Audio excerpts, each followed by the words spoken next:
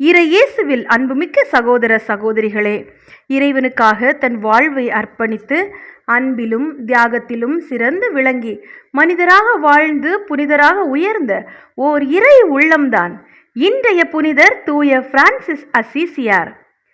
Francis அவர்கள் 1182ஆம் ஆண்டு இத்தாலியில் உள்ள அசிசி நகரில் பிறந்தார். இவருடைய தந்தை பெர்னார்டோனே, தாய் பிகா என்பவர் ஆவார்கள். பிரான்சிஸின் தந்தை துணி வியாபாரம் செய்யும் ஒரு வணிகர். ஆகையால் பிரான்சிஸ் செல்வச் செழிப்பில் வளர்ந்து வந்தார். பிரான்சிஸுக்கு சிறு வயதில் ஒரு போர் வீரனாக மாற வேண்டும் என்ற ஆசை. அதனால் அவர் பெருசியாவுக்கு எதிரான போரில் ஆயுதம் ஏந்தி போரிட்டார். ஆனால் அவர் துரதிருஷ்டவசமாக கைது செய்யப்பட்டு ஓராண்டு காலம் சிறை தண்டனையை அனுபவித்தார். ஓராண்டுக்கு பிறகு அவர் எதிரி நாட்டிடமிருந்து விடுதலையாகி தன்னுடைய சொந்த நாட்டிற்கு திரும்பினார். ஒரு நாள் அவர் குதிரையில் சென்று கொண்டிருக்கும் போது வழியில் குளிரில் நடுங்கிக் கொண்டிருந்த ஒரு தொழு நோயாளியை கண்டு மனமிறங்கினார். உடனே அவர் தன்னுடைய குதிரையில் இருந்து இறங்கி அந்த தொழு நோயாளியை கட்டி தழுவி முத்தமிட்டார். அது மட்டுமல்லாமல் தான் உடுத்தி இருந்த விலை உயர்ந்த ஆடைகளையும் கழற்றி கொடுத்துவிட்டு தன்னுடைய வீட்டிற்கு திரும்பினார். வீட்டிற்கு வந்த அசிசியார் அங்கிருந்து விலையுயர்ந்த ஆடைகள், துணிமணிகள் எல்லாவற்றையும் எடுத்து ஏழைகளுக்கு கொடுக்க தொடங்கினார். இதை கேள்விப்பட்ட பிரான்சிஸ் அவர்களின் தந்தை அவரை "நீ என்னுடைய மகன் என்று அழைக்கப்படக்கூட தகுதியற்றவன்" என்று சொல்லி அவரை கடுமையான வார்த்தைகளால் திட்டினார். அதற்கு பிரான்சிஸோ தான் உடுத்தியிருந்த ஆடைகளையும் அவரிடம் கழட்டி கொடுத்துவிட்டு நிர்வாணமாக வீதிகளில் நடந்து சென்றார். இதை கண்ட அந்நகரில் இருந்த ஆயர் அவரிடம் இருந்த போர்வையை எடுத்து அவருக்கு போர்த்தி அனுப்பினார். தன்னுடைய வீடு, பெற்றோர், உடைமைகள் அனைத்தையும் துறந்த பிரான்சிஸ் எளிமை கோலம் பூண்டு நகரில் இருந்தவர்களிடம் பிச்சை எடுத்து அதனை உண்டு வந்தார். அது மட்டுமல்லாமல் அசிசி நகரில் இருந்தவர் அனைவருக்கும் ஆண்டவர் இயேசுவின் நற்செய்தியை அறிவித்து வந்தார். இந்த நேரத்தில், அதாவது 1206ஆம் ஆண்டு, அவர் தமியானோ ஆலயத்தில் வேண்டிக் கொண்டிருந்த போது ஆண்டவர் இயேசு அவரிடத்தில் பேசத் தொடங்கினார். பிரான்சிஸ், என்னுடைய ஆலயம் மிகவும் பாழடைந்த நிலையில் உள்ளது. இதனை நீ சரி செய்வாயா? ஆண்டவரின் இக்குரலை கேட்ட பிரான்சிஸ் தமியானோ ஆலயத்தை புதுப்பிக்கும் முயற்சியில் இறங்கினார். அதற்காக அவர் மக்களிடமிருந்து நிதி திரட்டி அந்த ஆலயத்தை கட்டி முடித்தார். அசிசியார் வானதூதர்களின் அரசி ஆலயத்தையும் இன்னும் ஒரு சில ஆலயத்தையும் கட்டி முடித்தார். பிரான்சிஸின் வாழ்க்கை முறையை பார்த்த நிறைய இளைஞர்கள் அவரை பின்பற்ற தொடங்கினார்கள். ஒரு சமயம் அவர் ஒரு ஆலயத்தில் நடைபெற்ற திருப்பலியில் பங்கேற்றிருந்தார். அப்போது குருவானவர், பொன், வெள்ளி, செப்புக்காசு எதையும் உங்கள் இடைக்கச்சைகளில் வைத்து கொள்ள வேண்டாம். பயணத்திற்காக பையோ, 2 அங்கிகளோ, மிதியடிகளோ, கைத்தடியோ எடுத்துக்கொண்டு போக வேண்டாம். ஏனெனில் வேலையாள் தம் உணவுக்கு உரிமை உடையவரே என்ற இறை வார்த்தையை வைத்து மறையுரை ஆற்றிக் கொண்டிருந்தார். இவ்வார்த்தைகள் பிரான்சிஸ் அவர்களின் உள்ளத்தை தைத்தது. உடனே அவர் இதை குறித்து ஆழமாக சிந்திக்க தொடங்கினார். பின்னர் ஆண்டவர் இயேசு சொன்னது போல தனக்கென்று எதுவுமே வைத்து கொள்ளாமல் எளிமையான வாழ்க்கை வாழத் தொடங்கினார். பிரான்சிஸ் தன்னை பின்பற்றி வந்தவர்களை வைத்து சிறிய சகோதரர்கள் என்னும் சபையை தொடங்கினார்.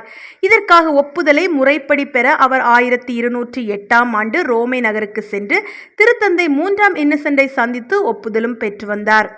அசிசியார் சபையில் பெண்களும் சேரத் தொடங்கினார்கள். கிளாரா என்ற பெண்மணிதான் முதல் முறையாக சேர்ந்தார். எனவே பிரான்சிஸ் பெண்களுக்கு என்று ஏழை பெண்கள் சபையை தோற்றுவித்தார். பொது நிலையினருக்கு எனவும் ஒரு சபையை தோற்றுவித்தார். அது இன்றைக்கு பிரான்சிஸ்கன் 3ஆம் சபை என அழைக்கப்படுகிறது. பிரான்சிஸ் அவர்கள் இயேசுவின் பாடுபட்ட சுரூபத்தின் முன்பாக நீண்ட நேரம் உட்கார்ந்து ஜெபிப்பார். அவருடைய பாடுகளை நினைத்து கண்ணீர் விட்டு அழுவார்.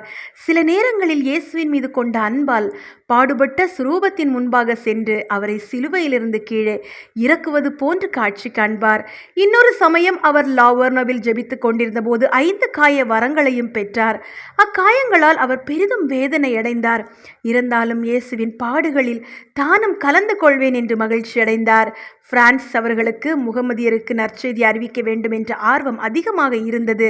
அதற்காக அவர் சிரியா, மொராக்கோ, எகிப்து போன்ற நாடுகளுக்கும் சென்று நற்செய்தியை அறிவித்து வந்தார். 1223ஆம் ஆண்டு புதிய முயற்சியாக பிரான்சிஸ் அவர்கள் கிறிஸ்துமஸ் குடிலை அமைத்தார். அதில் இயேசு, யோசேப்பு, மரியா அவர்களோடு சேர்த்து கழுதை, ஆடு, மாடுகள் போன்றவற்றையும் வைத்து கிறிஸ்து பிறப்பு விழாவை கொண்டாடினார். அவர் இயற்கையின் மீது அளவு கடந்த அன்பு கொண்டிருந்தார்.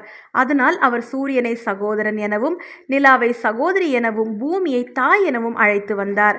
அவர் இயற்கையின் மீது அன்பு கொண்டிருந்ததால் தான் என்னவோ பறவைகள் கூட அவருடைய தோளில் தங்கின. காட்டில் அவர் நடந்து சென்றபோது கொடிய விலங்குகளும் அவருக்கு வழிவிட்டன. இப்படி இயற்கையை நேசிப்பவராய், ஏழைகளை அன்பு செய்பவராய் வாழ்ந்து வந்த பிரான்சிஸ் அவர்கள் தன்னுடைய 44ஆம் வயதில் 1226ஆம் ஆண்டு அக்டோபர் 4ஆம் நாள் இம்மண்ணுலக வாழ்வை துறந்தார். அவர் இறந்த அடுத்த 2 ஆண்டுகளிலேயே அவருக்கு புனிதர் பட்டம் கொடுக்கப்பட்டது. திருத்தந்தை 15ஆம் பெனடிக்ட் அசிசியாரை மறு கிறிஸ்து என அன்போடு அழைப்பார். பிரான்சிஸ் அசிசியாரின் ஜெபம்.